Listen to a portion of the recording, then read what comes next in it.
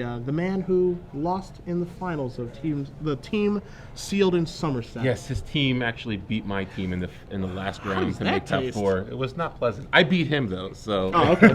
So a little. My teammates let me down. A little dirt off your shoulders there. You're gonna see Skarren here with Junk Reanimator, a deck that Brian Braunwyn has abandoned, but Frank is still with it. He's going to start off with an Overgrown Tomb here. We're going to be underway. Spanier playing the blue-white deck that's starting to pick up a little bit here, moving away from red because of Burning Earth. While Junk Reanimator, not scared of Burning Earth, apparently. And Frank starts off with an Arbor Elf, which pretty good. Obviously, it's not exactly like the old Reanimator decks that we're familiar with, where it's still mana hungry, but it doesn't play nearly as many mana creatures as it did in the past. Although his list looks like he's going with the full 8. He's splitting 3 Arbor Elf and 1 Elvish Mystic. But he also has 4 copies of Loxodon Smiter, which we see here. And I think that's sort of a concession that they made against some of the red-green decks that were popping up. Jerry Thompson wrote an article about it where, they wanted to play Reanimator because everybody was playing red-green on Moto. So they just started adding Loxodon Smiters and Unflinching Courages to their sideboard just to crush those decks. So that's sort of a concession to that, but it also happens to be good against Blue-White Flash, which we saw Joe immediately dealt with a Detention Spear. Skarren going to come across with that Arbor Elf here, so we'll see if he has anything interesting to do in the second main phase. What I find kind of interesting here is you see a Loxodon Mystic, see if he has a land. He does in Godless Shrine. What I find really interesting is that if we wind the clocks back, 4 months ago, it looks like we might say, okay, we're going to see Jace Architect, a card we're going to get to in just a moment as it's going up. But if we had wind the clocks back 4 months ago, like maybe when Brian Braunwyn was actually experiencing a lot of success with Junk Reanimator, I think he would be thrilled to get paired against this deck. The Acidic Slimes and everything else, Sin Collectors. But because the format is so different now, I don't think that he's going to beat up on this deck very well, Will Skarren. You see he's going to tap some mana and cast a Thragtusk here, where before it was like, all right, Game 1, do my thing. Game 2, let's get the Acidic Slimes in there, get the Sin Collectors, disrupt you, and your blue-white deck doesn't really have much of a chance because I'm more than happy to go along with you with Cavernous Souls and Angels and stuff like that. But we're looking at a very different version of Junk Reanimator now with Disciple Wallace, with Smiter, less Angels, a Serenity, stuff like that. Yeah, when Brian was playing this deck in Edison a while back, they had Acidic Slimes main deck, where Skarren has Loxodon Smiters, and where he had Shadowborn Demons, they used to have Sin Collectors. So it's like their deck is definitely more geared towards beating beatdown decks than control decks. Yes. So I think things have flipped around, and rightly so. Obviously, red-green was becoming more prominent, so you needed a way to contend with that. So you give up a little against control in order to make sure you're good against all the aggressive decks that we're seeing out there. But again, he still has tools. He has Thragtusk, he has Restoration Angel, and after board, he doesn't have as many cards, but he still has cards like Liliana the Veil. He has another Cavernous Souls, along with Blood Baron of Viscopa, which is pretty good against blue-white control. So. Yeah, not bad at all. You can see Revelation for 2 here from Spanier after Thragtusk did come in for 4, not 5, due to Jace Architect the Thought. Speaking of Jace, you see Spanier's going to take his turn, probably play a land here. Got a Howled Mountain there at least. This was a card that dominated the Pro Tour Dragon's Maze in San Diego in May. Here's a Detention Sphere here. Ooh, this can be pretty bad for Joe right here. Frank does have the Restoration. Does he have an Essence Scatter? So Detention Sphere looked like it was targeting the Thragtusk, but Frank does have a Restoration Angel to blink it, effectively fizzling, so to speak, the Detention Sphere and netting Frank another Beast token. Now Jace is, we kind of saw this, I'm going to do something crazy here and compare this to Jace the Mind Sculptor. But when Jace the Mind Sculptor got released, it didn't really find a home right away. There was difficulty finding a home. Yeah. Because of Blightning and Bloodbraid Elf and Jund was oppressive and all that stuff. But once those cards rotated out and people were even finding a home with Jace then, Patrick Chapin with that blue-white Marshall Kuhn Mindspring Jace deck, once it rotated out and the new set came in, Jace was dominant. We all remember the Callblade days. I think we'd rather forget them. Myself personally. Here's a Snapcaster Mage. Looks like it's going to be on blocking duty. I feel like Jace Architect of Thought it's not going to go through the same power level. I feel it's going to go through the same transgression of once rotation happens, I think that's when this Jace is going to be a big deal. I mean, this thing, its abilities are insane. Its ultimate is nowhere near as good as Jace the Mind Sculptors, of course, but it's not irrelevant. And this card has the ability to dominate a game because if it's going to be anything like the Pro Tour was in Dragon's Maze, this is going to be a really good card moving forward. Yeah, and the question is, how aggressive is the format going to be? The more aggressive the format, the less good Jace is going to be. And that's the thing we don't know. I mean, are we going to see more decks like Josh Utter-Layton's Mono Red Beatdown and Craig Wesco's Green White deck crop up, or we're going to see more of those Aetherling decks. Yeah. You know, it really depends on what the meta is going to be. But I agree with you. I mean, Jace has the potential to be very dominating given the right format. And it also depends on what the aggressive decks look like too, right? Because if we're looking at Josh R. Layton's deck, which is like it's a mono red deck, but it's like a little bit smaller, so Jace's +1 is actually good against them, where Wesco's deck laughs at the +1 with Advent of the Worm and Smiter and all these gigantic boom booms getting into the red zone. Yeah, sure, my guys are... My Advent of the Worm's a 4/5 instead of a 5/5. I don't care. Attack you, ignore your Jace, move on. That'll be interesting to see what the aggressive decks look like here. The Spaniard looked like he was looking for a Supreme Verdict off of that Jace, was unable to find one, so Skarren's going to move to his turn. Looks like we're going to keep getting in the red zone, and his creatures are fully powered now, too. Yeah, Frank got a little greedy last turn. He just attacked Jace with his Thragtusk, as opposed to attacking with all his creatures, both the Restoration Angel and the Garrick token, to ensure that it left play. So Joe had a Snapcaster Mage in order to block the Thragtusk and save his Jace and get another activation off of it. So let's see what it looks like. Frank is attacking with everything now because Jace wasn't up last turn, so his creatures actually still don't have -1. So Jace is going to lose, and looks like the elves were attacking Jace. Everything else is attacking Joe. See, Restoration Angel's going to snipe that token, and we know that, of course, Joe has to dissipate. Frank knows that because of Jace. You guys all saw that at home. Here's a Loxodon Smiter. Can't dissipate that one. Well, you can if you want, but it's not going to do anything. So Smiter's going to come in, and it looks like right now for Spanier, he's going to cast a Think Twice in the end step. It might be Supreme Verdict or Bust, my friends, as he draws a Restoration Angel off Think Twice. Let's see what the draw is this turn. Looks like it was a land. It's an island. Yeah, I'm surprised Frank actually cast the Loxodon Smiter as well, because if Joe does have the Supreme Verdict or Terminus or something, then he has a Dissipate that Frank knows about. So Frank's backup plan of Unburial Rites won't really work. Yeah. So he's exposing himself a little bit here, but doesn't look like Joe has anything. All right, so here's another Restoration Angel. So we're going to get some blockers on into Thragtusk, into Loxodon Smiter. 3, 4, 5, 6. That's going to put Spanier down to 1. That's not none. So Joe has another turn to draw a Supreme Verdict here, which is pretty good because now he's able to deal with the Thragtusk. Yeah, that's a big deal there. So a top deck Supreme Verdict will still put him in good place. He's still got the Dissipate in his hand. He's going to flashback, I think, twice too. So draw 1. Didn't quite make it out very well. Draw 2. And he does have 4 copies of Supreme Verdict, correct? Take a look here. Well, it looks like we have an he's got Augur 4 Bowl, so we might verdicts. have an Augur. Okay. Might have an Augur to dig for Supreme Verdict. Augur doesn't do very well on camera here at SCG Live, so we'll see what happens. Hit 1 and 2 and 3. Yep, 3 to the bottom. And a Classic miss. Augur. Classic Augur here. Classic on SCG Augur. Live. When you need him the most, he delivers 3 lands. That's right. Only 26 spells in the deck. No big deal, right? Put those lands to the bottom. Thank you very much. Frank Skarren going to win game number 1 here over Joe Spanier. Junk Reanimator up 1 over Blue White Flash. We'll start with Joe's sideboard here, as he's got some work to do outside of drawing Supreme Verdict. He's got a Cavern of Souls. He's got a second Aetherling in his sideboard as well. Not really either card going to matter here very much. 2 Dispel, 2 Negate, 2 Terminus, 3 Blind Obedience, 3 Planner Cleansing, 1 Celestial Flare. What's happening in my mind right now is nothing here for the Junk Reanimator matchup. Like, there are tools, obviously, but there's nothing that's like, hey, I'm here to beat Junk Reanimator. Yes, he could use Planner Cleansing, I suppose, or Terminus, but those effects aren't really great against Junk Reanimator. Those overpriced Wrath effects, that's not really what they're there for. Celestial Flare, pretty poor. Dispel, obviously not very good. Negate is okay, I guess, but not great. I mean, boarding an additional Aetherling lets him close the game out pretty well, but Aetherling in that situation wouldn't have been very good at all. It doesn't look like he has very much for this matchup. Would you agree? Yeah, it's kind of unfortunate because, again, I don't think this was the matchup that he was preparing for. I agree with you. I think Aetherling has to come in just because he needs a way to close out games. Junk Reanimator is too grindy of a deck. You don't want him to start getting Cavern of Souls on Angel Serenity, especially if you don't have any way to interact with the graveyard to just grind you out. So I think you need to bring in the Aetherling. It's one of the ways that you can just try to end the game really quickly. I think you also probably want to bring in the Terminus. This is another way to wrath the board as opposed to putting them into the graveyard. A cheap way too. Yeah, so you can potentially top deck it. So I don't love to be honest, I don't love the Tension Sphere. Okay. In this matchup, you just saw it there with Restoration Angel. It's actually pretty risky to just tap out in your main phase to play the Tension Sphere on a creature.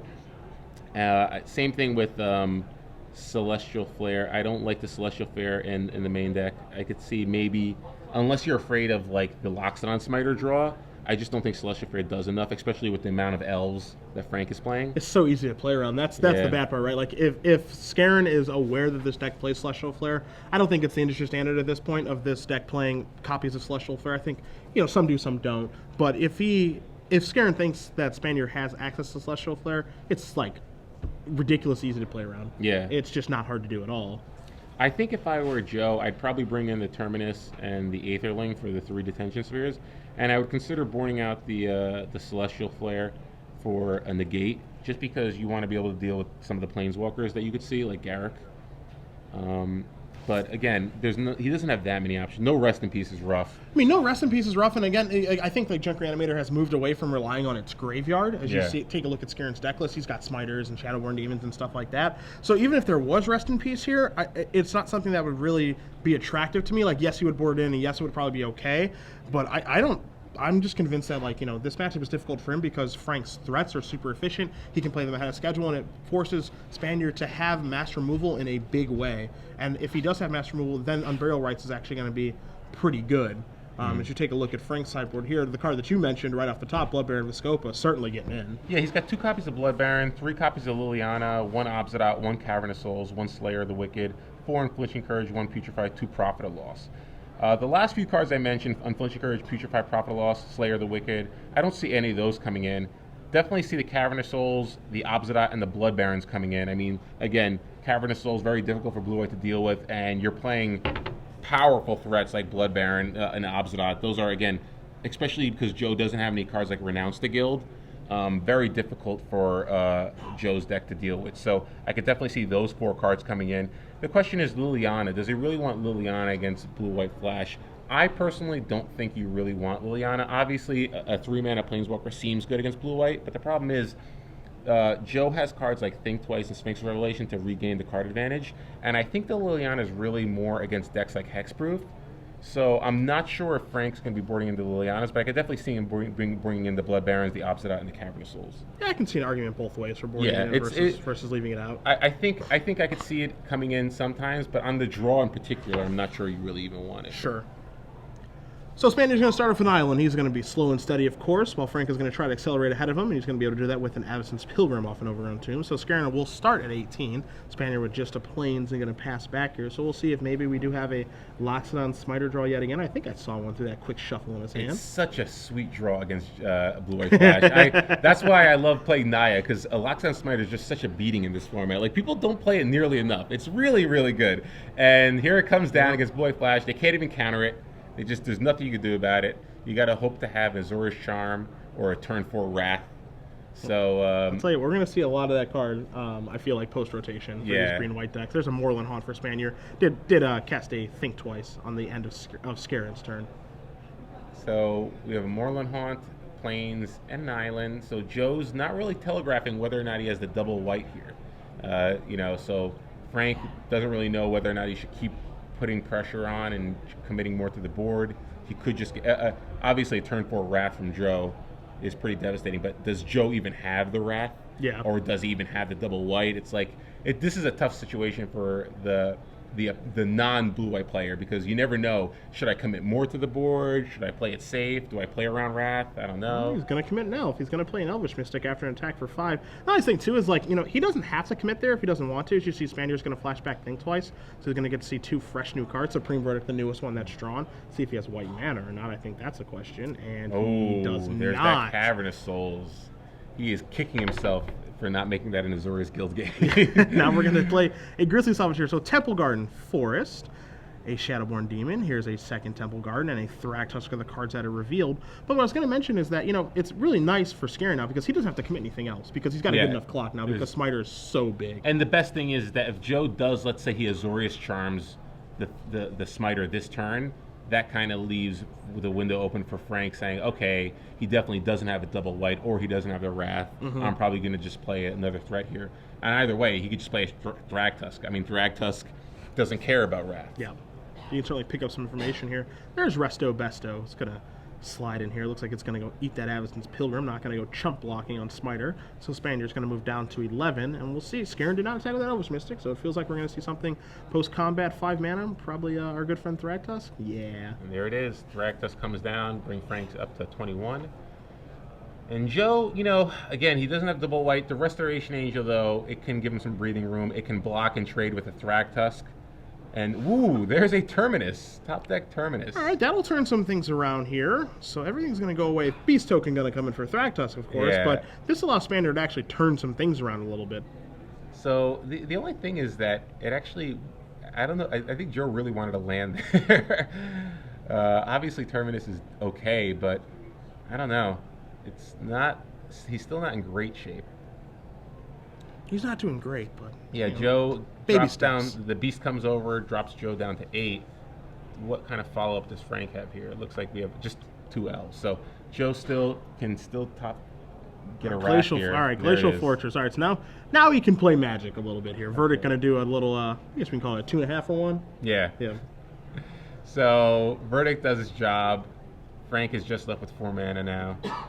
And there's a Smiter, a little more pressure. 2-turn clock now for Joe. Yeah, but if you're Spanier, this is exactly where you want to be, because now you can actually start to draw some cards, maybe a Zorish Charm, something. He's just going to pass the turn back. Could have, you know, cast Planar Cleansing on that Smiter and traded 1 for 1 if he wanted to. Opted not to, so he's going to go down to 4. Looks like he's going to use his life total as a resource. Well, this smells like a Sphinx's Revelation to me then.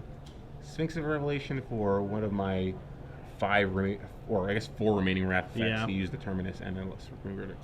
Hit 2 and 3, so he draws 2 lands and his Singleton Snapcaster Mage.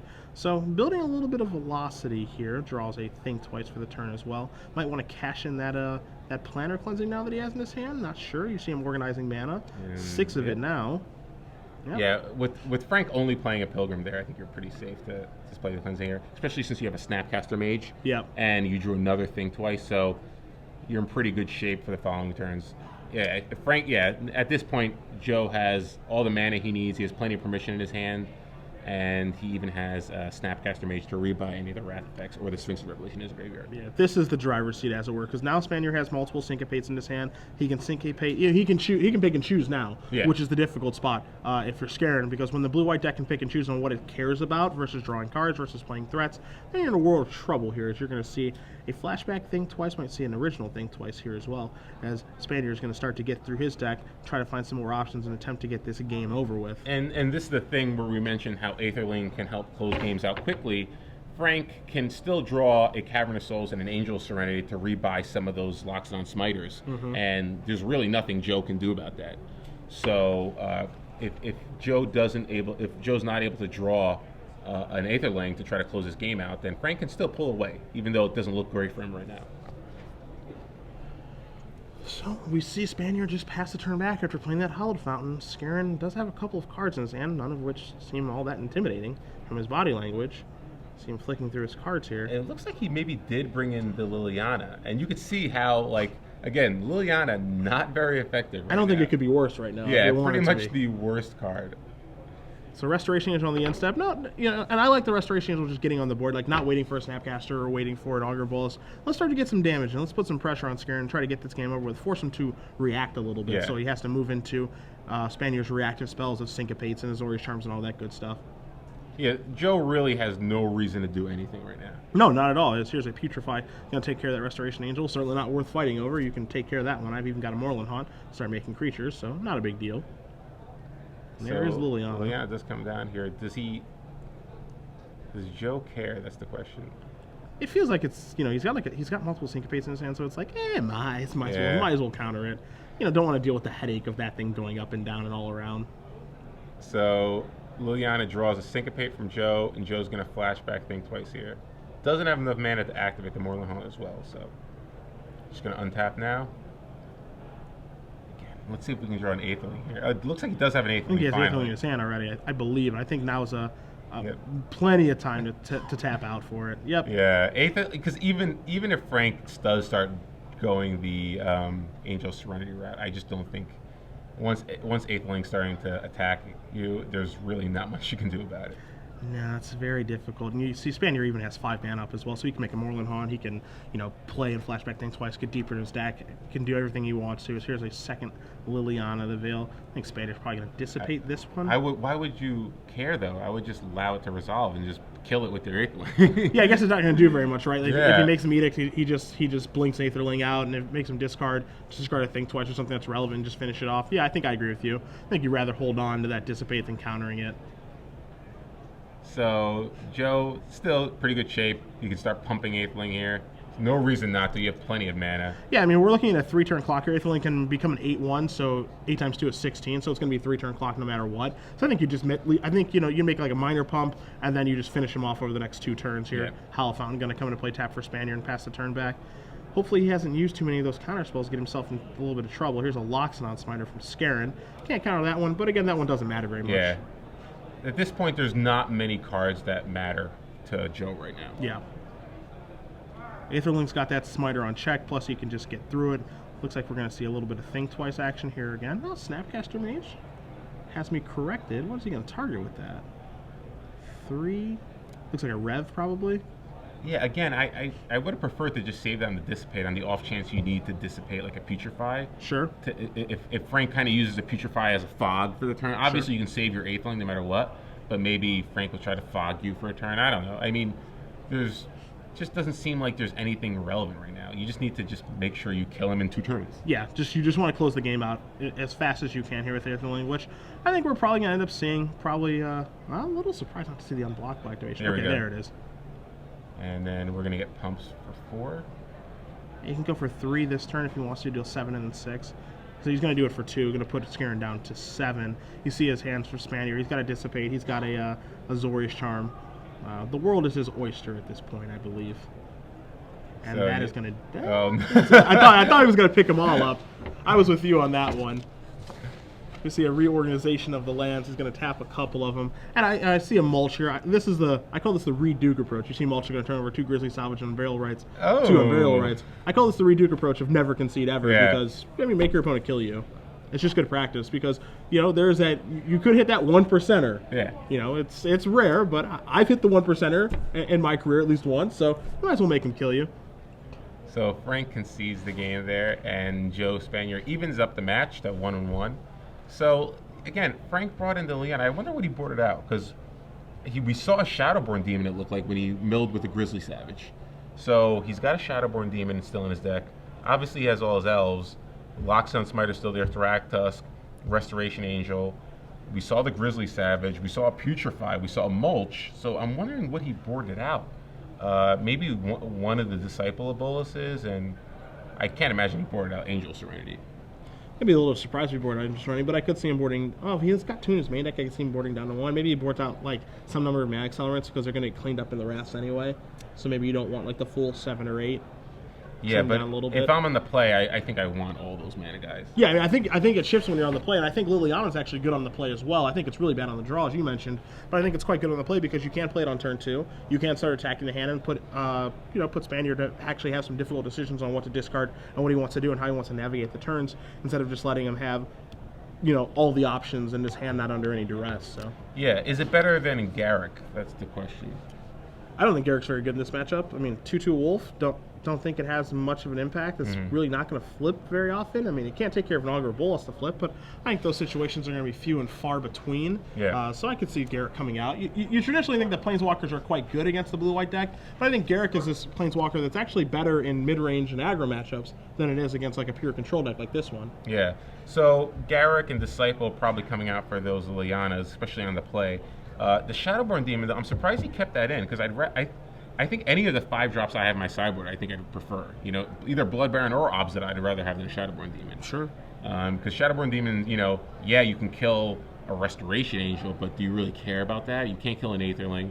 And the only other creature is Augur Bolas. So it doesn't seem like Shadowborn Demon is doing as much work as a Blood Baron or Obs could potentially for you. Okay. We'll see what the options are. We do have some round 1 winners for you guys. Wondering about some players at home. Chris Van Meter is 1-0, as is Brad Nelson, Justin Parnell, and Gerard Fabiano. Gerard the Great. So some big names off to a nice start so far this weekend of our 9-round Standard Open. If you guys do want to join in with us on Twitter, do feel free at SCG Live, hashtag SCGPHL for your tweets. Tell us what you think about these Theros cards as we do go over them, or perhaps where we should eat lunch in the reading terminal market. Plenty of good options. Yeah, there are a lot of good options there. I know that that's where Osip and I will be dining at least once, maybe twice over the course of this weekend. Little Denix. Yeah, so I've been told. I think that's my lunch today. You better not be wrong about this. Denix for lunch, Bassett's ice cream for dessert. Or second lunch. No, second lunch. Yeah, I have no shame. So. Linner, Linner. Absolutely. We'll see. You've been talking to Nick's up. You've been talking it up. Pretty good, solid. All right.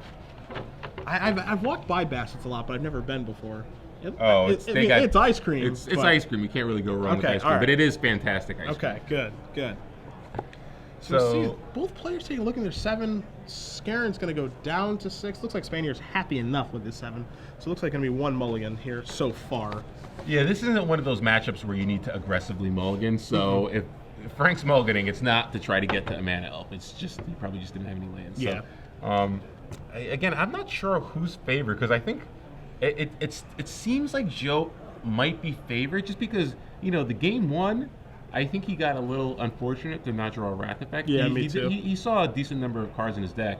If he drew a Wrath Effect, I think the game's probably heavily in his favor. And in game 2, he was firmly in control. He was in the driver's seat pretty much the whole time. I mean, It looked scary because he didn't have double white early, but even still, I think that was sort of just unfortunate. Yeah, that's kind of unlucky that he doesn't have double white in that situation. I think there are draws that Frank can get that put a lot of pressure on Joe. Like, obviously, a turn 2 Liliana the Veil is going to be pretty impressive. But that or a Smiter. In general, I think the loss of Sin Collector and Acidic Slimes, it's kind of tough for the Reanimator deck to overcome the power of Swing Relation. Yeah, I just find it really interesting that if we were to wind the clock back like 2 or 3 months ago, I think this would be like so heavily in the Junk Reanimator's favor that it's crazy. Oh yeah. Slimes would be flying everywhere. Sin Collectors, Restoration Angels. You kill the slime, I Unburial Rights it back. Like, it's just an absolute nightmare. That's how Bronduin used to clean up on Esper. Used to clean up on Blue, White, Red Flash. There would be Obsidat's flying around as well, which Blue White doesn't want to play against. Yeah. Now you've got all these tools that are good against aggressive decks, but this Blue White deck is the direct opposite of what those cards are good against. So as a result, you've got Shadowborn Demons flying around. Who cares? Relentless, Putrefies, like all this stuff that just promotes having your deck be good against like a mid-range deck or an aggro deck, but not very good, against a pure control deck like this Blue-White Flash deck. Yeah, Smiter is obviously annoying. It can't, especially if it comes down in turn 2 and you're on the draw. Yeah. But it's not nearly as annoying as like Sin Collector. Yeah. Sin Collector giving you like taking a card because you're like almost assuredly going to hit, and giving you all the information of what you need to play around moving forward. When you're playing Smiter on turn 2, it's just like, all right, play a big dumb idiot, attack with it every turn until you deal with it. It's like, all right, I'll take 8, maybe 12, then wrath your board, and then start to take control of the game again. Yeah. Also being told that AJ Soccer, who barely made it in time for this tournament, has also started 1-0. So some faces in the crowd. Off to a nice start. You see Skarren's going to play a Overgrown Tomb. He's on a mulligan to 5. No Mana Accelerant. Let's see if he can find some lands. Looks like he might have a couple there. I think he's got a Sun Petal Grove hiding out. So let's see. Frank can get a... Oh, it looks like he's got a second land, and we got a mulch here. So, he has to flip an Obsidat. Gets Temple Garden off it, Arbor Elf. So he gets 1 land off it. So not the best mulch ever. Yeah, but not terrible either. And also, of course, Obsidat being in the graveyard means he can Unburial Rights it, so that thing's not gone forever. Yep. And we know that Spanier doesn't have access to Rest in Peace or, any graveyard removal like Purify the Grave or Beckon Apparitions, so... So it looks like Frank drew a Grizzly Savage for the turn, so allow him to dig a little more for lands along with an Unburial Rights to get back that Obsidat potentially. So we know that Joe doesn't have cards like Rest in Peace or Purify the Grave, so Unburial Rights, if it does resolve, we'll probably get that creature back. Joe casts Azorius Charm, just their cycle, after Frank just plays a land for the turn, and Joe passes back with an island. This is obviously where Joe wants to be. Here's a Grizzly Salvage. I wonder if he's going to counter that. He has to Syncopate, but he chooses not to. You counter that there? No, I don't think you can afford to, just, on the off chance that, like, a Liliana or a Garruk drops next turn. He's got Liliana in the grip, too. So, looks like we got a land, Smiter. At this point, I think you gotta take Smiter and just start putting pressure. You gotta force Joe's hand, especially if you have a Smiter. You gotta try to force his hand there. That's what Skarren's going to do. The other options off the Grizzly Salvage were Arbor Elf, Elvish Mystic. There was an Isolated Chapel hanging out, and then a Mulch that he could not take. So he's going to take the Smiter. You see Skarren's hand. He doesn't have double black, but he's going to play Loxodon Smiter here. Yeah, and the other option I think for Skarren there was the Isolated Chapel to get the double black and try to cast a Liana next turn. But I don't think you can bank on that. I think you want to just get some pressure on the board and force Joe to do something, which is, again, exactly what we're seeing here. And Jace is going to come in, and we do know that Skarren has a 5th land and a Thragtusk in his hand. The question is, can he draw? I believe he has a 5th land. He drew an Unburial Right, Rites. see, that was a huge draw, So that's now great. Obsidian can come back, and Obsidian changes everything for how Spanier has to play the game. So the question here is, do you attack Jace or do you attack the face? No, I think you attack Jace. You think so? Okay. Yeah. Because you don't want him to get if you want to put him in a position where it was Disciple. I thought it was Unburial Rites too. I thought it was Unburial Rites. Yeah, so he did keep the Disciple in play. He draws 4 cards here and gains 4 life. Now Disciple power or toughness? I think it's so it's sacrifice another creature and you gain power. But because of Jace, he should only draw 3 cards, not 4. Oh. So we are going to have to mention that to the judge right now because he's drawn 1 too many cards because the Jace trigger happens. I'm not sure if they're going to be able to rewind the game state or not at this point, as they are far past that point. Certainly accidental there by Skarren. I don't even honestly. If the judge lets him go back, I prefer to go back and just cast the Thragtusk anyway. I think Frank should hope that the judge forces them to go back, which of course is impossible at this point. But yeah, because like look what happens here. You basically have a 1-power creature attacking now. You drew 4 cards, but does it really matter? I mean, you could have had a Thragtusk and a Loxodon Smiter in play. Yeah. Like sometimes people try to be too tricky. Let's not forget, attacking is the best strategy. Yeah, that's what Magic's all about. You must attack. Yeah. Now they're going to check what Jace says, so we'll bring Jace up on the screen because it does say attacking creatures get -1, -0. My assumption is that this is going to happen until end of turn, which it does say. It gets -1, -0 until the end of turn. So Smiter is going to be a 3/4. It would knock Jace from 5 down to 2. And so it looks like what they're going to do is they're just going to take a random card and put it back on top of his deck. Add a little element of excitement. So a random card is not a Thragtusk or an Angel Serenity. So Disciple comes over, knocks Jace down to 2, I believe. I think if he has a Thragtusk, I mean, if he has a Thragtusk, I think he's going to play it. Yeah. You know, he can't play around counter magic at this point. At least I don't think he can. Looks like he's going to go reaching for. Oh, he's got Smiter. Wow. Okay. So pretty good draw here from Frank. Well, he did draw 4, sure. Or technically 3, but so we'll Smiter comes down. We'll say 3.5. We'll say 3.5. Yeah.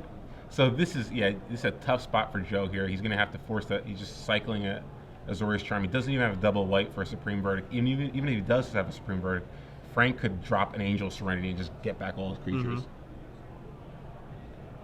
So it looks like he did draw planes. Frank's should snap block here. Literally can't block fast. Smells what's cooking. Yep. And so here is your verdict. Going to clear everything up. And I think Jace is going to tick on up to 3 because you want to leave that around. So that's what's going to happen for the Architect of Thought.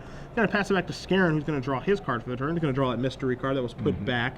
I use mystery liberally there. Here is now a, looks like Angel Serenity. Angel Serenity comes down, and Disciple, Smiter, Obsidian, perhaps?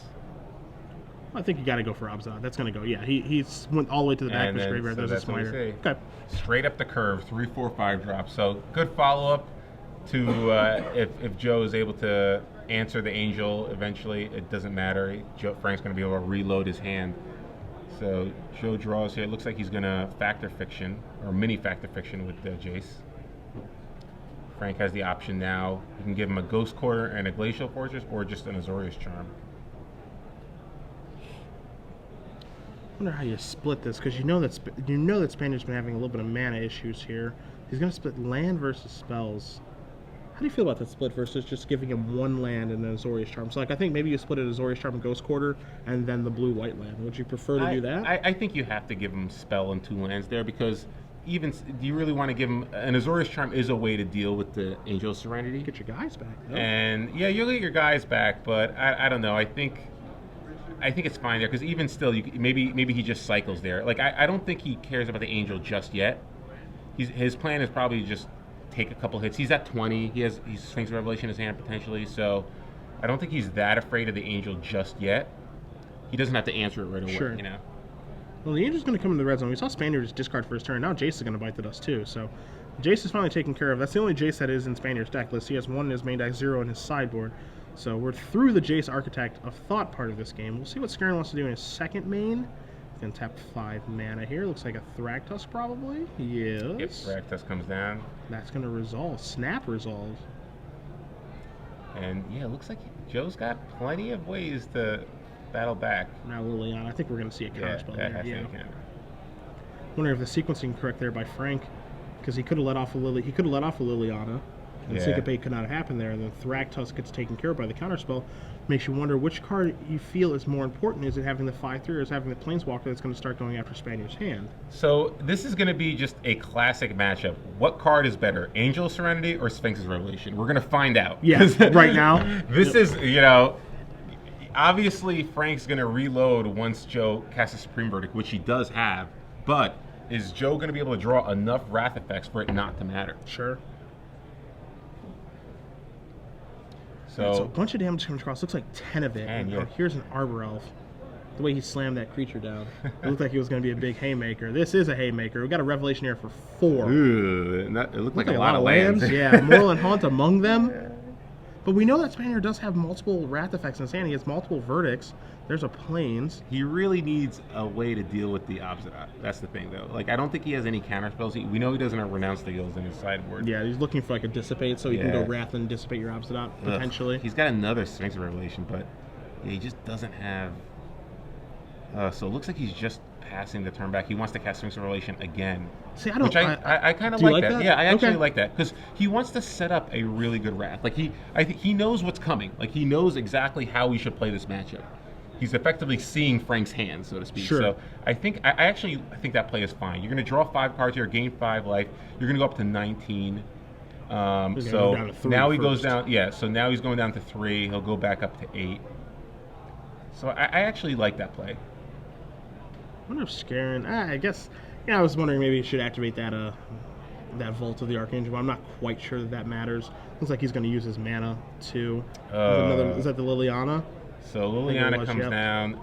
Joe can't afford to really do anything. He has to cast Sphinx Revelation here. And there's a land. Again, if he draws an Aetherling, I think he has a way to deal with the Liliana. So it's not the worst thing in the world. Yeah, what it feels like me, because we're going to see Revelation 1, 2, 3, 4, 5, 6. It looks like to me what he needs to do is he needs to run into Planner Cleansing 4, 5. He needs to run into Planner Cleansing plus Dissipate. So that you can go Cleansing, leave 3 mana up. Cleansing takes care of Liliana and everything else. Then he dissipates the Obsidat. And then he's got to deal with the Smiter and the Disciple, which I think his hand is going to allow him to do. But with all this being said, 3, 4. So it looks like we're going to finally see that Supreme Verdict come down. Yep, so that's going to clear everything up. I say everything loosely here, as 3 more cards are going to come back, and a Beast Token with that's going to come into play. Spanier sitting at 8 life. Liliana still in play as well, ticking up. Yeah, Planar Cleansing. Again, we know he has 3 Planar Cleansing in the sideboard. Did he bring them in, though? That's the thing. He brought in at least 1. He played 1 last game. Okay. Yeah, he played at least 1. We don't know if he brought in all 3, because he's got 5 Wrath effects in his sideboard, 3 Cleansing, 2 Terminus, to go along with 4 Verdicts in his main deck. Well, I'm surprised he discarded both Think Twice, as opposed to just getting rid of 1 land. I don't think he needed both lands right there. I think you want to cast, you still need mana. You still need card drawing, in order to pull your way out of this. So I don't like getting rid of both Think Twices. I think getting rid of 1 in a land would have been fine. But Beast is going to come over, drop Joe down to 5. Liliana's probably going to uptick. And depending on what Frank has in hand, because we know Frank has spells. Yeah. Looks like he has a Loxodon Smiter, Disciple Bolas, and an Obsidian. Yeah, and then I think the other mystery card is another Liliana. Okay. But Joe does have a negate if that ever, becomes a factor. So he's going to start by tapping some mana here. He's going to start. Looks like he's going to start with Smiter.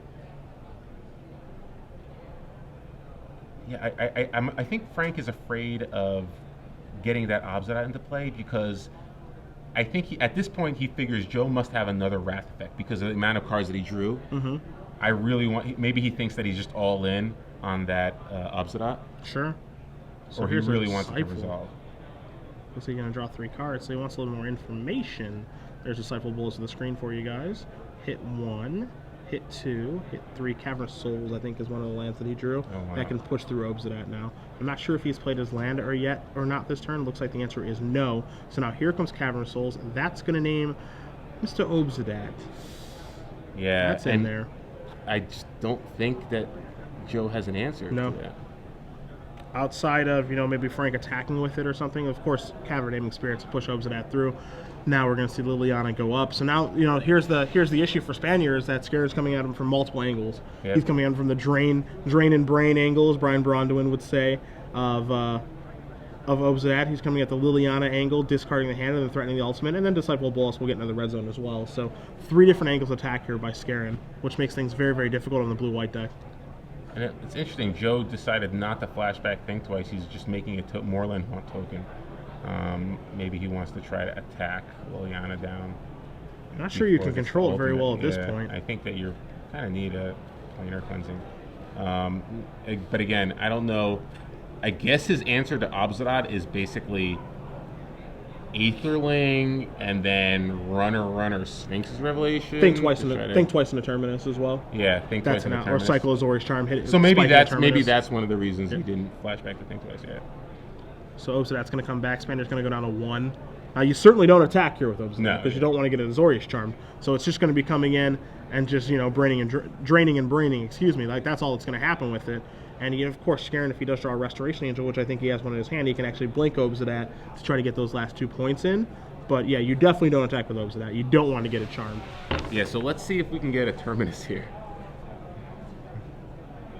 Terminus off the Think Twice. Oh, so it looks like he is attacking. Wow. Well, I guess Frank has a Restoration Angel. Okay, yeah, sure. Yeah, and there's a rep. Uh-oh. For how much? Oh, I've got a response. It's a Restoration Angel. I'm going to blink this, and that is going to do it. So Frank Skarren is going to win this match 2-1 over Joe Spanier, Junk Reanimator, able to take down the control deck without Acidic Slime, without Sin Collector. Obsidian looks like it's good enough. Disciple Bolas helped a little bit too. But Blue-White Flash moving on to 1-1. Frank Skarren, Grand Prix Charlotte champion, rather new Star City Games writer as well. 2-0. Good start. Yeah, good start from Frank. After a mulligan to 5, you think that you're just going to be out of it. Then he cast a mulch on turn 2, just hits 1 land. But Disciple Bolas played a big role there. He was able to draw 4 cards, and Joe kind of stumbled on mana a little bit. And Angel Serenity was just too much to overcome. Yeah, and one of the